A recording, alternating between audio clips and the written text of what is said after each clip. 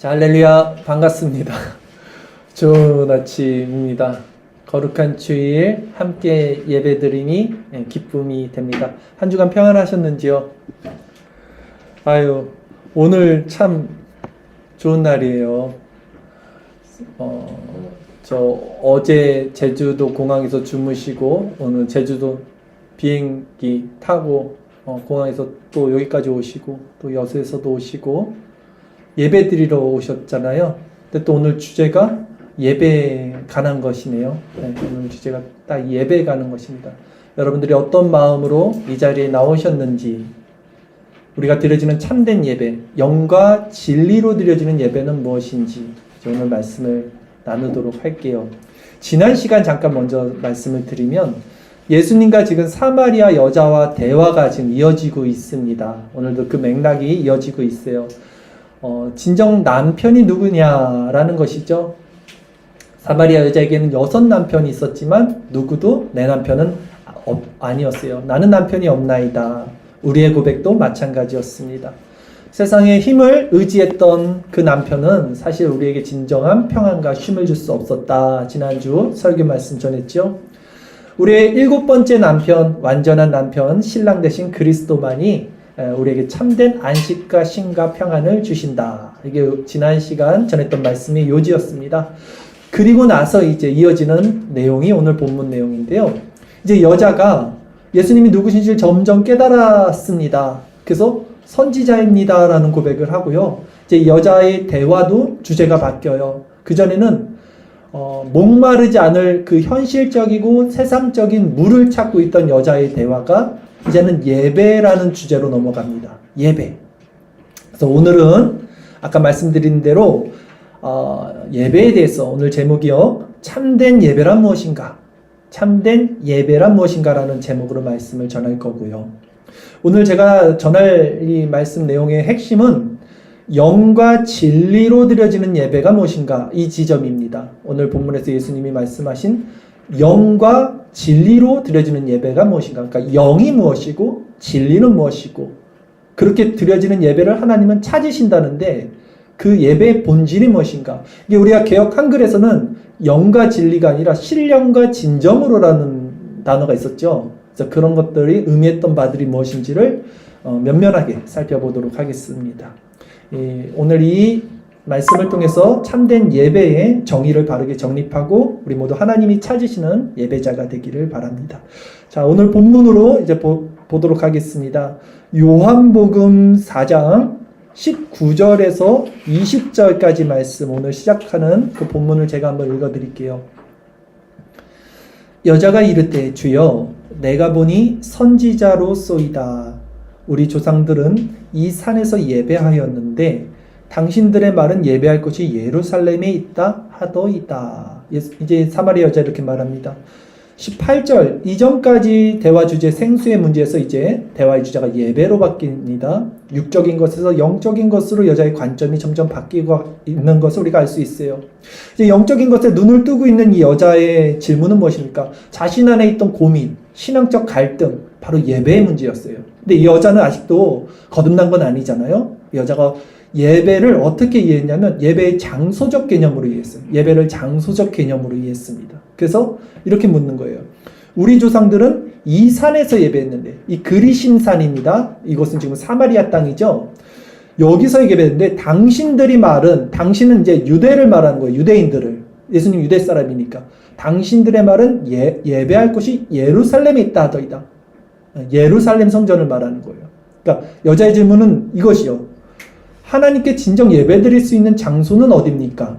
그리신 산에 있는 곳입니까? 아니면 예루살렘에 있는 성전입니까? 라는 질문이에요. 역대하 6장 6절 말씀을 한번 볼 수 있을까요? 우리 주일설교 말씀 그죠? 나눠드린 프린트 있죠? 거기 보면 역대하 6장 6절 말씀이 있습니다. 이 부분을 제가 한번 읽어드릴게요. 예루살렘을 택하여 내 이름을 거기 두고 또 다윗을 택하여 내 백성 이스라엘을 다스리게 하였노라 하신지라. 자, 여기서 보면 예루살렘을 택하여 내 이름을 하나님께서 거기 둔다라고 말씀한 거예요. 그래서 예배 장소, 성전은 예루살렘에 지어지는 근거가 되는 것이 이 역대하 말씀이 된 것입니다. 이제 유대인들은 이 말씀을 근거로 예루살렘이 하나님의 성전이 세워져야 되는 곳이라고 생각했어요. 그래서 다윗이 졌던 처음 다윗으로 시작하고 솔로몬이 졌던 솔로몬 성전, 그리고 포로 귀환 후에 수룹바벨 제2차 성전, 그리고 지금 예수님 당시에 있던 헤롯 성전, 3차 성전이 모두 예루살렘에 세워진 겁니다. 이 근거가 되는 거예요. 율법이 이렇게 기록하고 있었기 때문이죠. 자, 그런데 이제 2차 성전 때 기억나십니까? 고레스 칙령으로 말미암아서 이제 바사에서 유대인들이 다시 유대로 돌아와서 성전을 재건했단 말이에요. 수룹바벨 성전이라고 그러죠. 2차 성전. 그때 사마리아인들이 같이 성전 좀 짓자, 우리도 같이 예배드리자 했을 때 거절당했잖아요. 유대인들이. 나는 혼혈들과는 함께 할 수 없어. 그래갖고 그때부터 유대와 사마리아 갈등이 더 깊어졌다 말씀드렸죠. 그리고 이제 유대인들이 스스로 수룹바벨 성전을 예루살렘에 진 겁니다. 그럼 이제 사마리아인들은 어떻게 될까요? 예배 처수가 없어진 거죠. 성전을 지을 수 없는 거예요. 그렇게 시간이 지났어요. 이때가 BC 300년경이고 한 200년이 흐릅니다. 근데 사마리아인들은 유대인들과 좀 다른 신앙을 갖고 있었어요.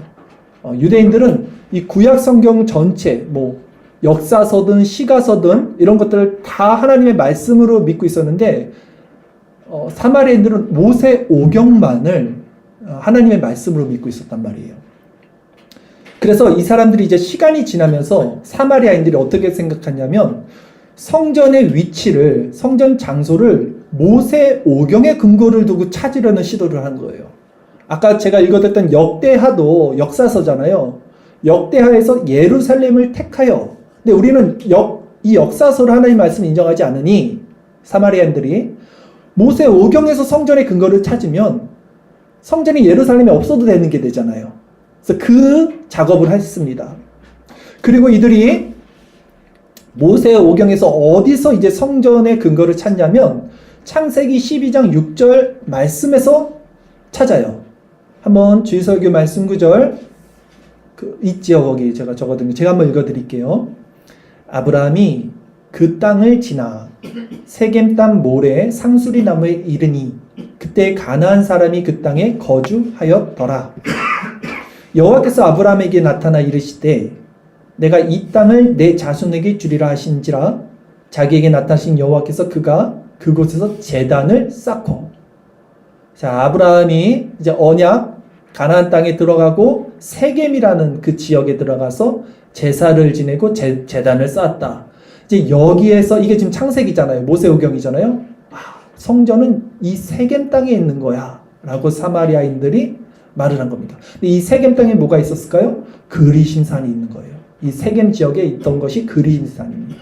그래서 그리심산에 사마리아인들이요 BC 320년에 성전을 세워요. 실제. 그리고 이제 그러면 이때 남유대에는 예루살렘에는 수룹바벨 성전이 있었어요. 이미 한 200년 전 지어져 있었어요. 그리고 지금 사마리아 그리심산에 또 성전이 졌죠. 그리심산 성전이. 이게 같이 한 몇백 년을 흘러갑니다. 성전이 두 개였던 거예요. 근데 이제 신약으로 넘어오기 전 그 중간기라고 하죠. 그 중간기에 유대의 하스몬 왕조 때 이 유대 사람들이 그 그리심산에 있던 성전을 파괴시킵니다. 네, 유다가.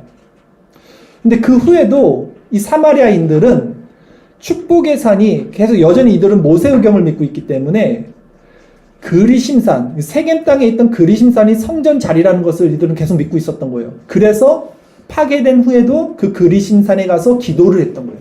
계속 기도를 드리고 그것이 지금 예수님 당시까지 이어져서 이 사마리아 여자도 그리심산에서 기도하고 있던 거예요. 그리고 예수님께 이제 그 질문을 다시 한 거예요. 참된 성전이 어디입니까? 즉 참되게 하나님을 예배드릴 장소는 어디입니까? 라고 예수님께 물었던 거죠. 이때 예수님께서는 전혀 다른 관점으로 말씀을 해줍니다. 제가 이제 이렇게 신앙생활을 하고 많은 분들을 만나고 또 이렇게 성경 공부도 하다 보면 질문들이 많잖아요. 근데 사실은 바른 관점을 갖지 못한 질문들이 상당수가 많아서 그들의 질문에 같은 대답을 해줄 수 없을 때가 참 많거든요. 예수님도 사실 사역을 보면 항상 그랬어요. 사람들이 질문하는 것과 예수님 말씀해 주신 거는 큰 갭이 있습니다. 바로 관점의 차이가 있는 거죠. 오늘 본문도 그런 거예요. 지금 여자는 예배를 장소의 개념으로 생각하는데 예수님은 예배는 장소의 개념이 아니다를 말씀해 주고 있거든요. 요한복음 4장 21절 예수님이 이렇게 말씀을 하십니다. 예수께서 이르시되 여자여 내 말을 믿으라. 믿으라는 거예요. 이 산에서도 말고 예루살렘에서도 말고 너희가 아버지께 예배할 때가 이르리라. 예수님께서는 지금 예배할 장소가 그리시산이 아니고 예루살렘 성전도 아니라 이렇게 말하는 거예요. 장소적 개념이 아니다. 어떤 특별한 장소가 아니야. 그러면서 그 전에 지금 지속됐던 구약의 제사는 장소적 개념이었단 말이에요. 성전 중심이었죠. 이스라엘은 성전에서 제사를 드렸단 말이에요. 근데 전체적인 이 예배, 제사의 패러다임을 바꾸는 그 순간이 지금 예수님께서 말씀을 선포하고 있는 것이죠. 다시 말해서 장소의 구애받음 없이 이제는 하나님께 직접 나아가서 신령과 진정으로, 그러니까 영과 진리로 예배 드릴 수 있는 새로운 시대가 도래되었음을 이제는 밝히시는 거예요. 그러면서 이렇게 말씀을 하십니다. 본문 요한복음 4장 22절 너희는 알지 못하는 것을 예배하고 우리는 아는 것을 예배하노니 이는 구원이 유대인에게서 남이라. 자, 이 부분은 조금 맥락에서는 조금 벗어나는데 이렇게 이해하시면 될 것 같아요. 사마리아 여자가 지금 유대인들과 사마리아인들의 어떤 사상들을 얘기했던 겁니다. 근데 사마리아는 지금 모세오경만을 믿었죠. 그리고 유대인들은 구약에 있는 모든 말씀, 역사서, 시가서, 선지서를 다 믿었죠. 그러면 누가 조금 더 예배에 적합한 방식을 취했던 겁니까? 유대인들이죠. 사마리아인은 아니잖아요. 그 지점을 이제 얘기해 주니까 유대인들이 다 맞는 건 아니지만 너희 사마리아보다는 유대인들이 예배 형식과 어떤 적법한 그 절차를 지킨 건 맞다. 이 취지를 말씀한 거예요. 사마리아인들은요, 거짓되고 미신적으로 어떤 우상들이 섞인 그런 예배 형식을 지금 취하고 있었습니다. 예수님 지금 그 부분을 정확히 꼬집어서 정죄하시고 합당한 예배 형식은 유대인들의 방식에 있다라고 인정해 주신 겁니다. 즉 모세오경만 인정했던 사마리아인들에 비해 역사서, 시가서, 선지서를 가지고 있던 유대인들이 좀 더 온전한 지식으로 하나님께 예배드릴 수 있다는 말씀을 하신 것입니다. 우리 복음서에 보면요, 유대인들을 항상 이렇게 예수님께서는 부정적으로 조금 말씀하시는 게 있어요. 바리새인들이나 유대 종교 지도자들. 그럼에도 하나님의 언약 관점에 있어서 유대인들의 우선성을 성경은 부인하지 않습니다. 바울도 그랬고요. 항상 그 바리새인들, 유대 그 지파들을 이렇게 모태신앙 쉽게 해서 그런 사람들을 이렇게 질타하잖아요, 성경은. 그러나 그들의 정통성 자체를 부정하진 않아요. 예수님도 지금 그런 말씀을 하는 겁니다. 그러나 제일 중요한 건 무엇입니까? 아무리 정통을 가진 율법에 적합한 방식으로 예배드렸던 유대인이라 할지라도 영과 진리, 즉 예수님을 영접하지 않으면 온전한 예배자가 될 수 없다. 그리고 아무리 이방인이라도 예수님을 영접한다면 사마리아 같은 자들도 영과 진리로 예배드리는 예배자가 될 수 있다. 사실은 이게 요지죠. 그래서 예수님께서는 이런 참된 예배의 본질에 대해서 이제 다시 한번 여자에게 이렇게 말씀을 하시는 겁니다.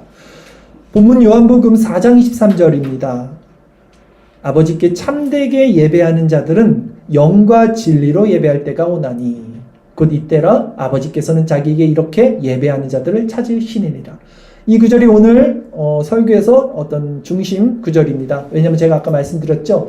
영과 진리로 예배드리는 것이 무엇이냐? 영이 무엇이고 진리가 무엇이고 하나님이 찾으시는 예배는 무엇이냐? 이게 오늘 제가 나누고자 하는 설교의 내용이었기 때문이죠. 바로 이 구절이에요. 4장 23절 아버지께 참되게 예배하는 자들 영과 진리로 예배할 때가 오나니 이때라 지금이라는 거예요. 아버지께서는 자기에게 이렇게 그러니까 영과 진리로 예배하는 자를 찾는다라는 거죠. 그렇다면 영과 진리로 예배한다는 것은 무엇입니까?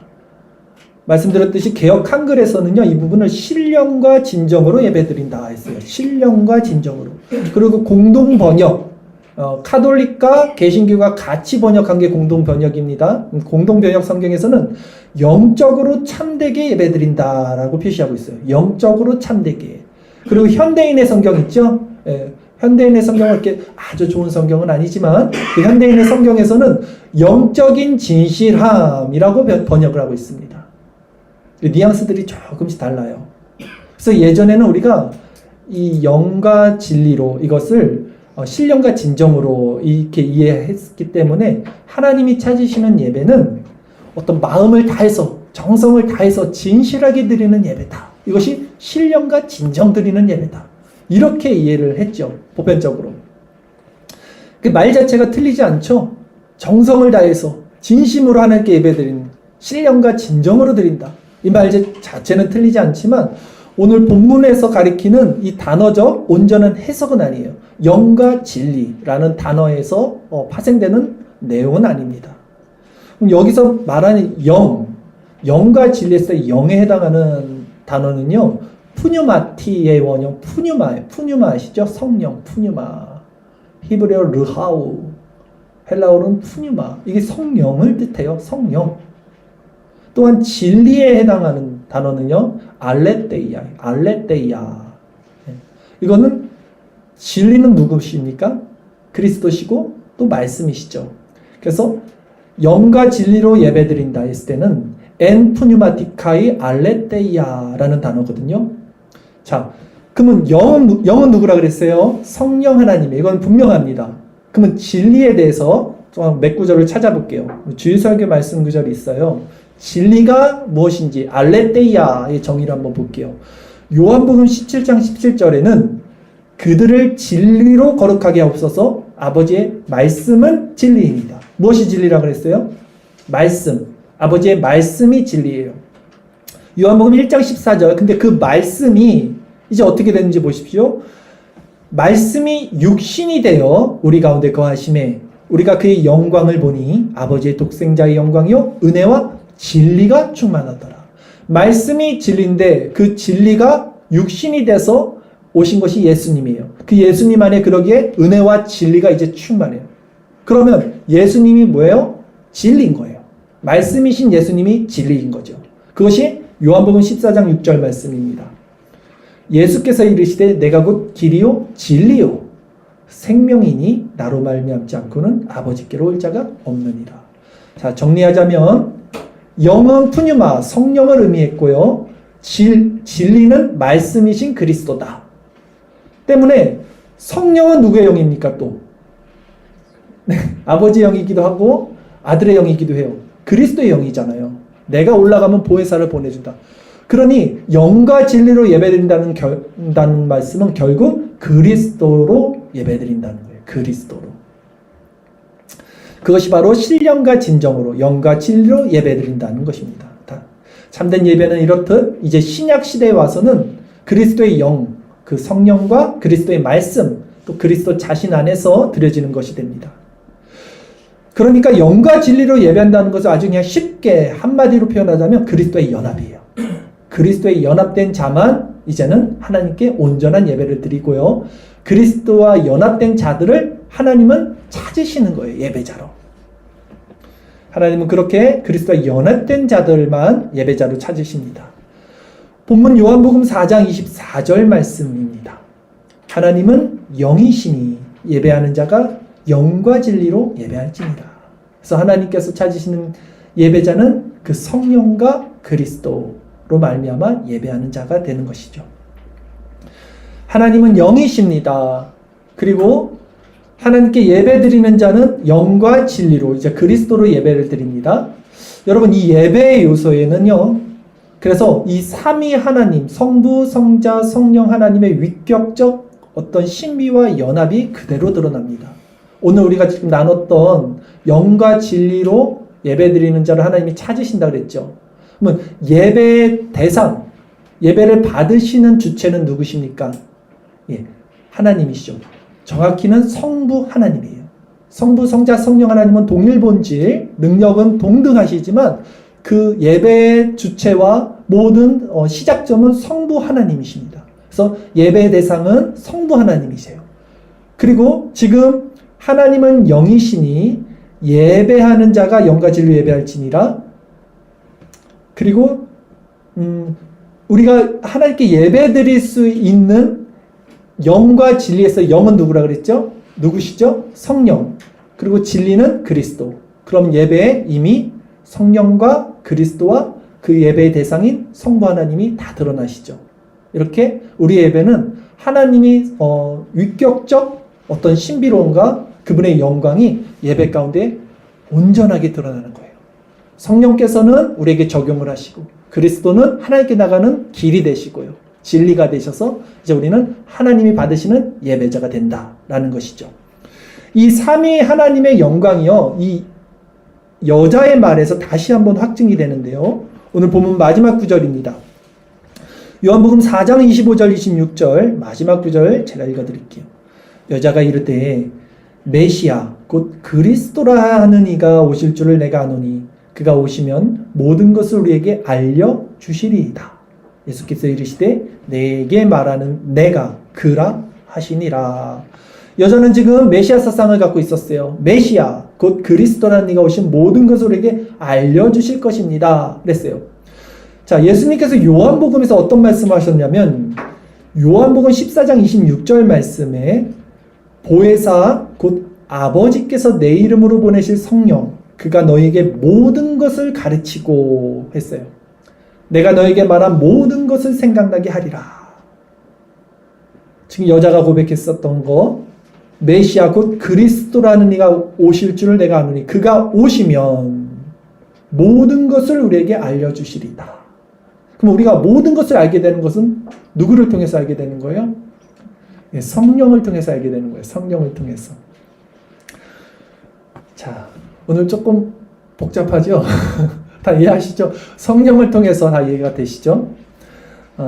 이렇듯 영과 진리로 드려지는 예배에는요, 삼위 하나님의 위격적 연합의 영광이 드러나고요, 사마리아 여자로 지금 대변되는 자들은 누구냐? 이 땅에 잃어버린 주의 백성들이에요. 예배드릴 수 없는 자들. 그러나 예배를 찾던 자들. 이게 지금 지칭하는 게 사마리아 여자죠. 그들도 이제는 영과 진리 안에서, 즉 성령과 그리스도와 그리스도를 말미암아 하나님께 예배드릴 수 있는 자들이 된다. 그래서 예수님께서 지금 내가 그라, 너가 찾던 그 중보자, 메시아가 오면 이 모든 것을 우리에게 깨닫게 해주신다는 그 예언의 말씀을 저는 알고 있어요. 내가 그라, 에고의 힘이에요 이게. 내가 그라, 내가 하나님이다. 내가 길이다, 진리다. 라고 말씀을 하신 것이 오늘 본문 말씀이었죠.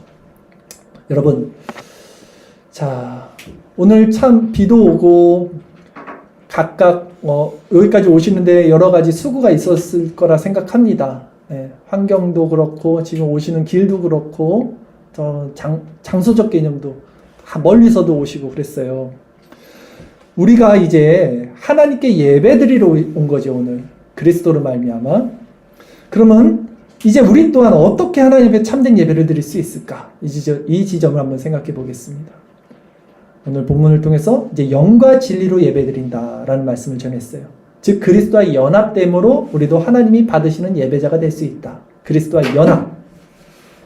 더 구체적으로는 성령의 적용하심과 그리스도의 중보 사역으로 성부 하나님께 예배드릴 수 있게 됐다라는 것이죠. 그렇다면 이제 여기서 우리가 깨달아야 될 것, 알아야 할 것은 무엇일까요? 참된 예배란 무엇이냐 했을 때 오늘 본문을 통해서 참된 예배는 장소적 개념이 아니라는 거죠. 그리심산이 아니었어요. 예루살렘 성도 아니었어요. 그러니까 장소적 개념이 아니라 그리스도와 연합된 마음의 상태다라는 거예요. 이게 참된 예배의 본질이라는 거예요. 그리스도와 연합된 상태가 참된 예배의 본질이다.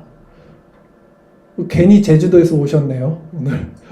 괜히 여수에서 올라오셨네요. 거기, 그리시 사람도 아니고, 예루살렘 성도 아닌데, 그냥 거기서 그리스도와 연합되면 예배자가 될 수 있는데, 굳이 왜 여기 이 장소로 우리가 왔을까요? 그러면 괜히 온 것입니까? 아니죠. 그건 아닙니다.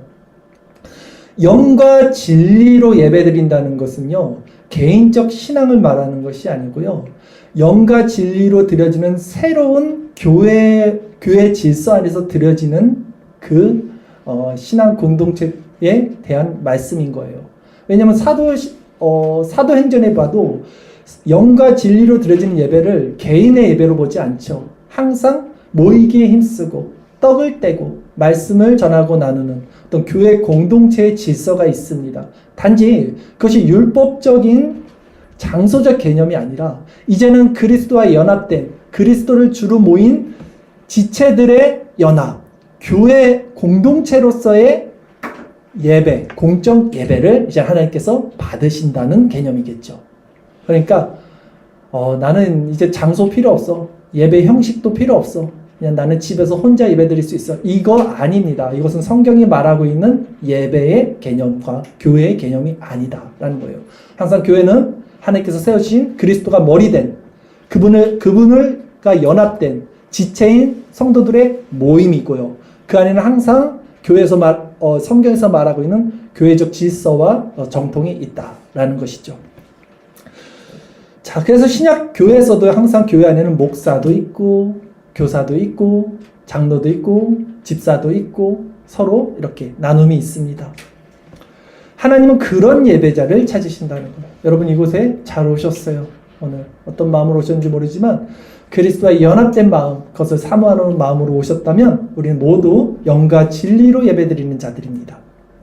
사마리아 여자가 말했던 것처럼 그리신산 또 예루살렘 성전 같은 장소적 개념이 이제는 예배의 처소가 아니라 그리스도와 연합된 자들이 하나님이 찾으시는 예배자라면, 그럼 우리가 여기서 한 번 더 생각해 보겠습니다.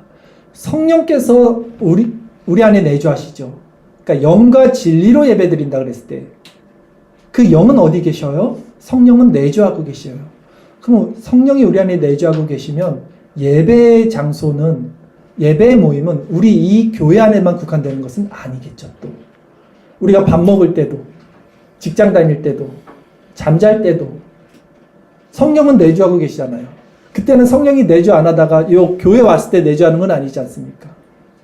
그렇다면 진정 신약에서 지금 성경이 말하고 있는 영과 진리로 예배하는 때가 이르니 이때라 하나님은 영과 진리로 예배하는 자를 찾는다라고 했을 때 이 하나님 지금 찾는 자가 누구냐는 거예요. 아, 이렇게 교회 왔으니 오늘 주일날 예배 드렸으니 하나님 우리를 찾으시는구나. 내가 제주도에서 왔으니, 내가 저 멀리서 왔으니 하나님은 나를 귀하게 여기시는 거 아니라 하나님이 찾으시는 것은 성령이 내주하시는 그 성령을 모시는 삶의 예배자를 찾으시는 거지. 6일 동안은 개차반으로 그냥 내 마음대로 세상에서 막 살다가 거룩한 주일 이곳에 와서 이제 예배 딱 드리고 다시 6일 동안은 가서 그냥 내 마음대로 산다. 하나님은 그런 예배자를 찾지 않아요. 왜냐하면 영과 진리로 드리는 자를 찾는데 그 영은 성령은 내주하신단 말이죠. 삶의 예배자라는 것을 오늘 성경은 말하고 있습니다. 여러분 6일 동안 어떤 삶을 사셨습니까? 저를 되게 당당하게 쳐다보시는 분들은 은혜 가운데 사셨던 것 같고요. 자, 우리는 실상 영과 진리로 세상 가운데서 정말 당당하게 살았다라고 말할 수 없는 자들이지 않습니까? 우리는 하나님을 찾기보다는 오히려 세상을 찾았던 자들이고요. 그리스도 안에 있기보다는 세상 안에 있던 자들이죠. 그러기에 우리는 하나님 앞에 예배드릴 수 있는 공로나 근거가 전혀 우리에게 없음을 또한 고백할 수밖에 없어요. 우리 자신에게는 근거를 찾을 수 없어요. 만약에 정말 이것이 예배자라면, 하나님이 진짜 찾으시는 예배자가 영과 진리로 삶의 예배를 드리는 자라면 누구도 그 기준에 규합하지 않습니다. 하나님은 거룩하신 분이신데 우리는 이미 우리 안에는 부패성을 갖고 있기 때문이죠. 우리는 삶으로 예배드릴 수 있는 자도, 이 자리에 앉았다고 우리가 온전한 예배드릴 수 있는 자도 아닐 것입니다. 그러나 여러분, 성경이 무엇을 말하고 있는지 여러분 잘 보십시오. 성경은 이렇게 얘기하죠. 인간에 대해서 전적으로 타락하고 전적으로 부패한 존재다라고 명시를 하고 있습니다. 우리는 이것을 믿는 자예요. 전적 타락과 전적 부패를 믿어요. 그러면 전적으로 타락하고 전적으로 부패한 자가 하나님께 자의적으로, 자력으로 나갈 수 있어요? 없어요. 절대 없어요. 성경은 그래서 전적 부패, 전적 타락한 자는 깨달지 못한다고 그랬어요. 찾지도 못한다고 그랬어요. 하나님께 나갈 수 없어요. 깨달지도 못하고 찾지도 못하고 모두 다 치우쳤다. 무익하게 돼서 선을 행하는 자가 아무도 없다라고 명시를 합니다. 그렇다면 이제 생각해 볼게요. 그런 우리가 전적 타락, 전적 부패한 우리가 선을 향해서 조금이라도 어떤 여지를 갖지 못하는, 찾지 못하는 우리가 지금 이곳에 어떻게 와 있는 것입니까? 생각해 보세요. 우리는 하나님을 찾을 수 없잖아요. 전적 부패했다니까요. 근데 우리를 이 자리로 이끄신 분이 있다면 그건 누구십니까? 우리는 찾을 수 없어요. 우리는 나올 수 없어요. 이것이 내 의지입니까? 내 안에 선한 그 무엇으로 말미암아 우리가 이 자리에 나왔습니까? 아니에요. 아니라는 것입니다. 많은 사람들은 자신이 나왔다고 생각해요. 자신의 교회에 나갔다고 생각해요. 그래서 내가 나왔으니, 내가 왔으니 하나님 됐죠? 이제 나 왔으니 됐죠? 나 지켰습니다 주일, 이런 관점을 갖고 있어요. 근데 성경은 분명히 주를 그리스도로 신하지 않으면 누구도 주님을 그리스도로 신할 수 없다고 그랬어요. 성령이 아니고서는 주를 그리스도로 신할 수 없다고 그랬어요. 선한 것이 아무것도 없는데 어떻게 주님을 향해서 나올 수 있었겠냐고요. 주님을 찾는 자 가운데 어떻게 우리가 이 예배당에 나올 수 있었겠냐고요. 전적으로 성령의 역사예요. 전적으로 성령의 역사입니다. 우리가 하나님께 예배드리기 위해서, 주의를 지키기 위해서, 교회 공동체로 모이기 위해서, 예배드리기 위해서 이 자리로 왔다면 이것은 전적인 성령의 역사인 줄 믿으십시오. 왜냐하면 전적으로 부패한 인간은 스스로 어떤 선한 것도 만들어낼 수 없어요. 그런데 그런 자가 하나님을 예배드리는 이 자리에 나왔다는 것은 성령의 역사 아니면 우리가 달리 해석할 수가 없습니다.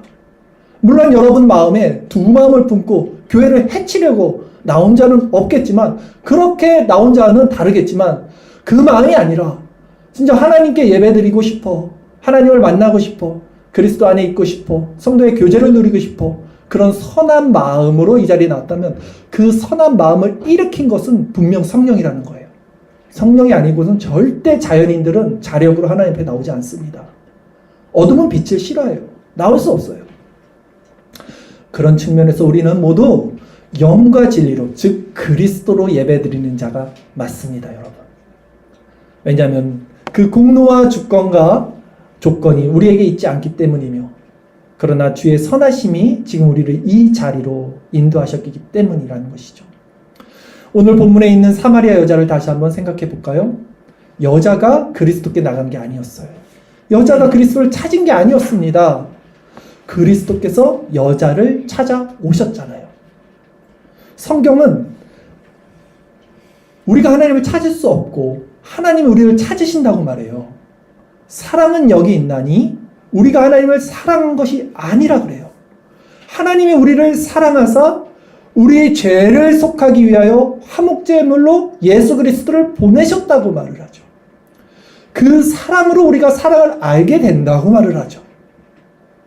그 사랑 안에서 우리도 서로를 사랑할 수 있게 된다고 말을 합니다.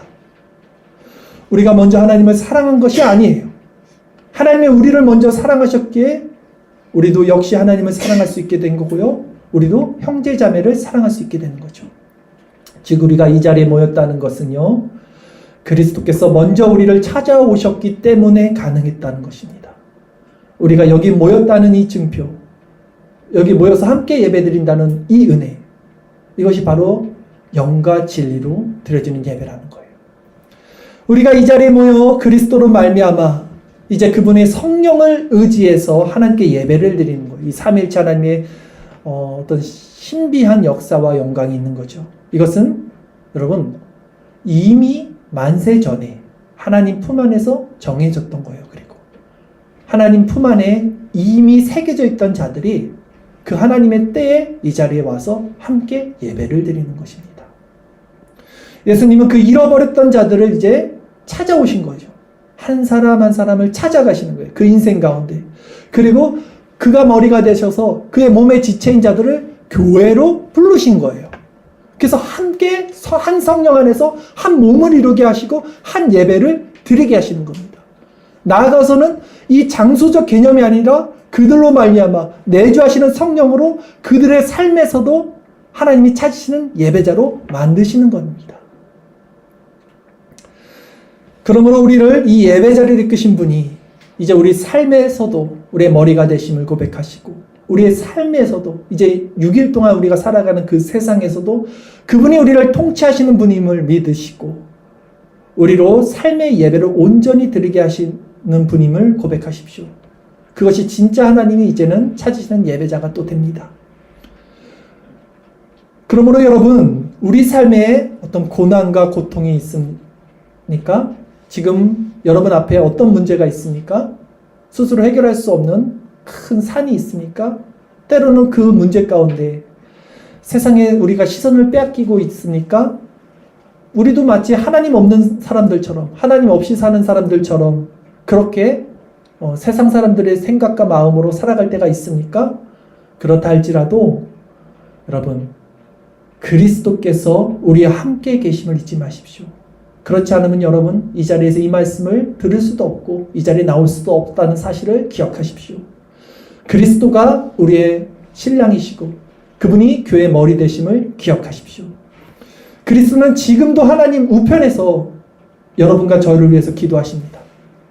우리가 그분의 성품을 느낄 수 없을 만큼 부패함 가운데 있을 때에도 우리가 세상에 젖어서 신령한 것들을 경험하지 못할 때에도 그분은 말할 수 없는 탄식으로 우리 안에서 기도하고 간구하고 계십니다. 그리스도는 말씀을 통해서 세상 끝날까지 우리와 함께 계신다고 약속을 하셨습니다. 아들이 약할지라도 좋은 것을 주신다고 성령을 주시겠다고 약속을 하셨습니다. 그러므로 구하라고 또 말씀을 하셨습니다. 그리스도는요 원수를 사랑하셨어요. 친히 그 원수를 위해서 십자가에 자기 몸을 내주셨습니다. 그렇다면 그런 그리스도께서 우리와 같은 자들도 사랑하실 수 있는 분이 아니겠습니까? 그 사랑이 많으신 분, 원수까지 사랑하시는 분이 우리 같은 죄인들, 우리 같은 하나님의 원수된 자들, 우리 같이 세상을 사랑하는 자들도 용서하시고 사랑하실 수 있는 분이 아니겠습니까? 그리스도는 죄인들을 부르러 오셨습니다. 그 일을 성취하시기 위해 오신 분입니다. 그리스도는 그런 분이에요. 내가 그니라. 내가 그니라. 사마리아 여자는 거룩한 사람이 아니었어요. 사마리아 여자는 평생 죄 가운데 살았던 사람이었어요. 그리스도는 그런 우리에게 찾아오신 하나님이셔요. 그러기에 여러분 이제 우리가 영과 진리로 드려지는 하나님이 찾으시는 예배자가 되기 위해서 우리가 해야 할 일은 무엇일까요? 주님이 우리를 지금 찾아오셨죠? 그러기에 우리가 이 자리에 나올 수 있다고 말씀드렸습니다.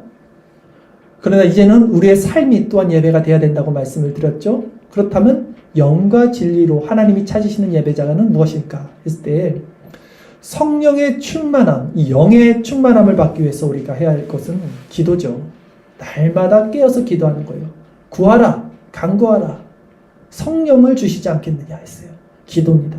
또 진리, 영과 진리로 예배드렸다 그랬죠. 진리는 말씀이에요. 결국은 말씀을 통해서 우리가 날마다 나가는 것. 즉 기도와 말씀이에요. 영과 진리는 기도와 말씀이에요. 그것이 무엇입니까? 우리 삶이 예배가 되는 방법이라고 해야 되나요? 하나님께서 우리를 은혜 방편이죠.